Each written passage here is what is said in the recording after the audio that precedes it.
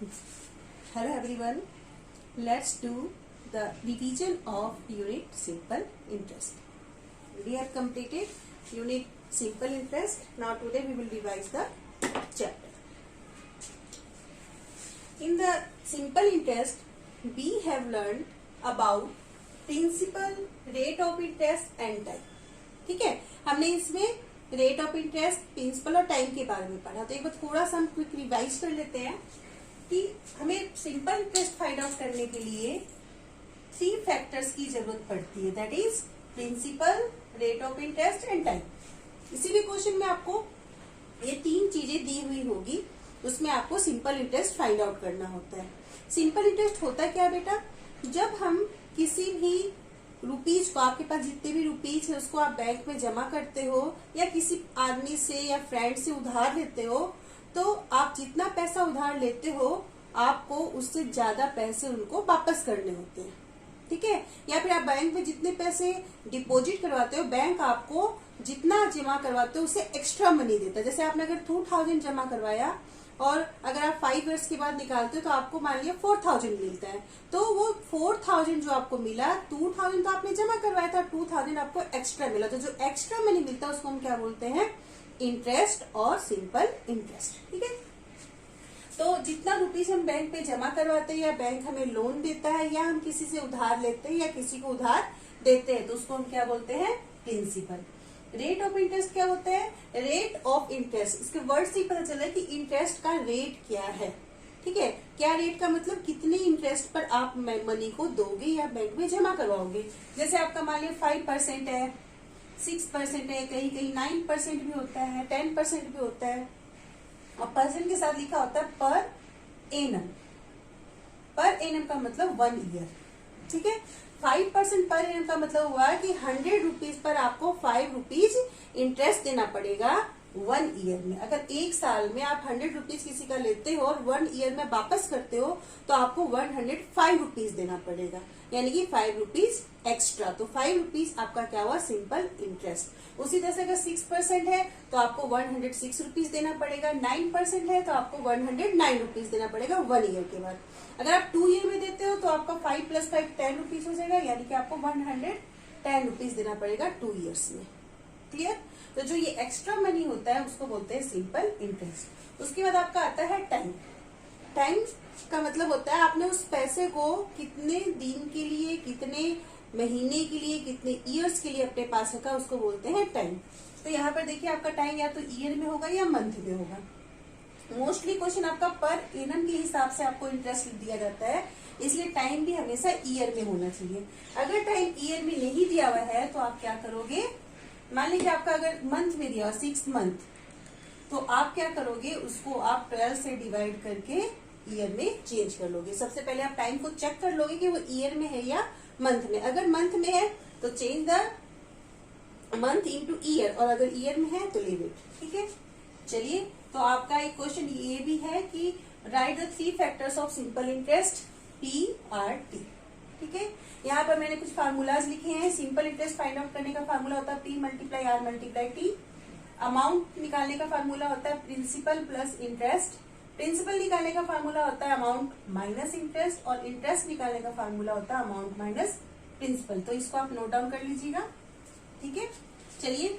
अब आपको क्वेश्चन है, find the simple interest on ₹4000 at 5.5% for 3.5 years. तो इसमें आपको क्या क्या निकालना होगा, PRT.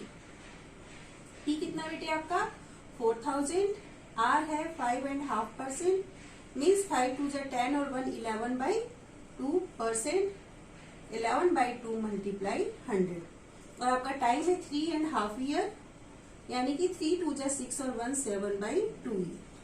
ठीक है, आपका PRT पता चल गया. तो आप यहाँ से सिंपल इंटरेस्ट निकालोगे. PRT 4000 × 11/2 × 100 × 7/2. 2 0 से 2 0 कट गया बेटे. 2 से आप इसको कटिएगा, कट करिएगा 20 आ जाएगा. 2 से इसको अगेन कट करिएगा 10 आ जाएगा. तो आपका कितना आ गया, 10 × 11 × 7, दैट इज 770 रुपीज. ठीक है बेटे. अब इसी क्वेश्चन को थोड़ा सा एक्सटेंड कर दिया जाए यहाँ पर सिंपल इंटरेस्ट दिया हुआ है, अगर यहाँ पर आपको अमाउंट निकालने के लिए बोल दिया जाए कि फाइंड द अमाउंट, ठीक है। अब क्वेश्चन आपका आ गया फाइंड अमाउंट। अब इसका अमाउंट निकालने का क्वेश्चन दो तरीके से आ सकता है, एक तो आपको प्रिंसिपल दिया हुआ हो और इंटरेस्ट दिया हुआ हो, ठीक है। तब तो आप डायरेक्ट अमाउंट निकाल लोगे, principal plus interest 2000 plus 200 that is equal to 2200। लेकिन अगर आपको PRT दिया हुआ और आपको अगर यहाँ पर अमाउंट निकालना हो तो आप अमाउंट कैसे निकालोगे? यहाँ अमाउंट निकालने के लिए सबसे पहले आप इंटरेस्ट निकालोगे, उसके बाद इसमें प्रिंसिपल को प्लस कर दोगे। तो प्रिंसिपल यहाँ आपका 4000 है, तो 4000 में 770 प्लस करोगे तो 4770 रुपीज आ जाएगा। दिस इज द अमाउंट, ठीक है बेटा। तो आपके इसी टाइप के क्वेश्चन आपको आएंगे ज्यादातर, आप find the simple interest, find the amount, clear. अब आपका इसमें क्वेश्चन बनता है वर्ड प्रॉब्लम का।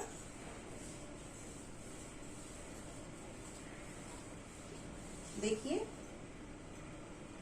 जैसे मान ली कि आपको क्वेश्चन दे दिया गया है, क्वेश्चन है कि राम डिपॉजिटेड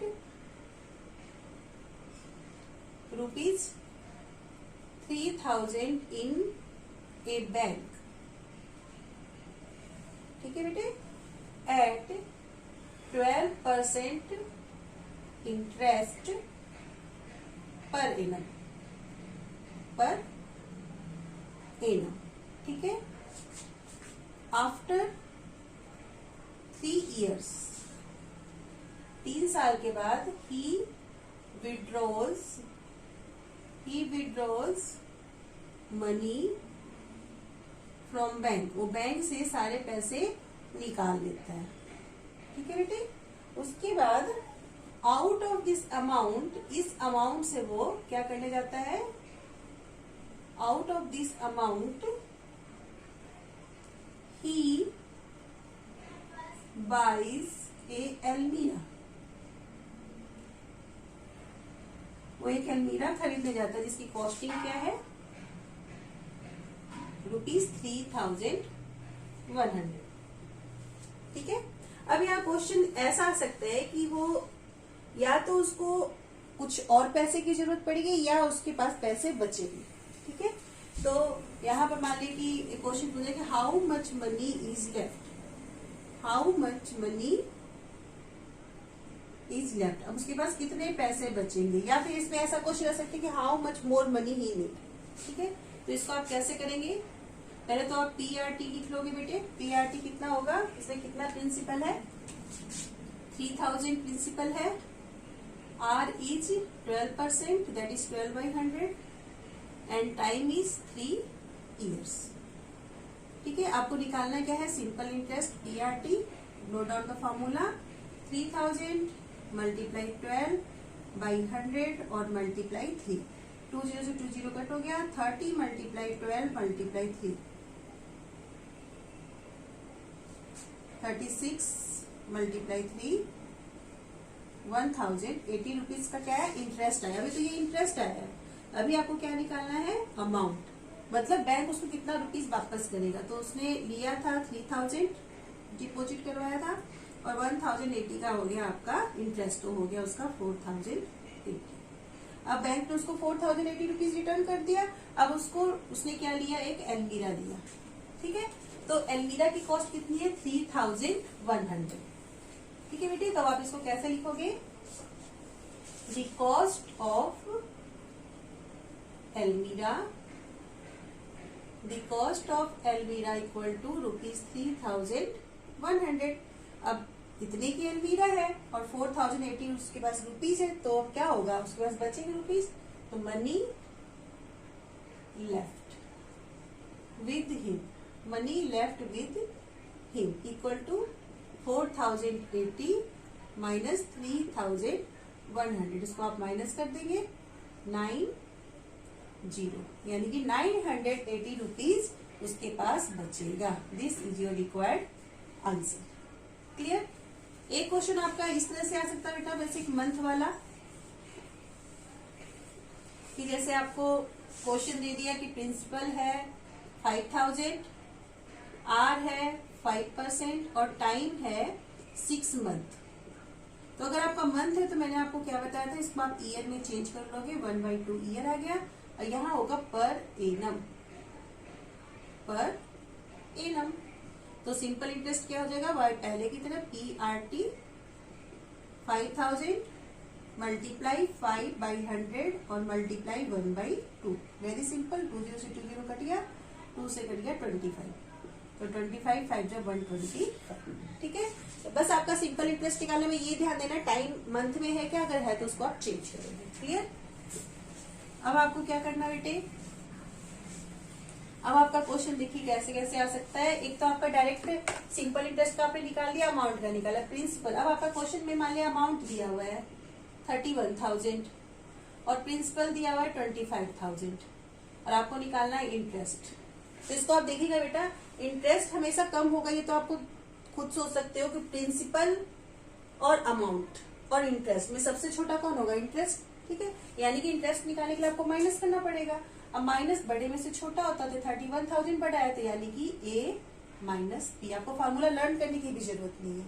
ठीक है, 31,000 minus 25,000 that is equal to 6,000 answer.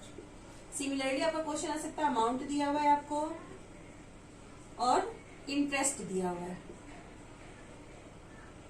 ठीक है बेटा, आपको निकालना क्या है, प्रिंसिपल। तो प्रिंसिपल का भी फार्मूला वही होगा, अमाउंट में से इंटरेस्ट को माइनस कर देंगे। 25,000 अमाउंट है और 6,000 इंटरेस्ट है, माइनस करेंगे कितना आ गया, 19,000।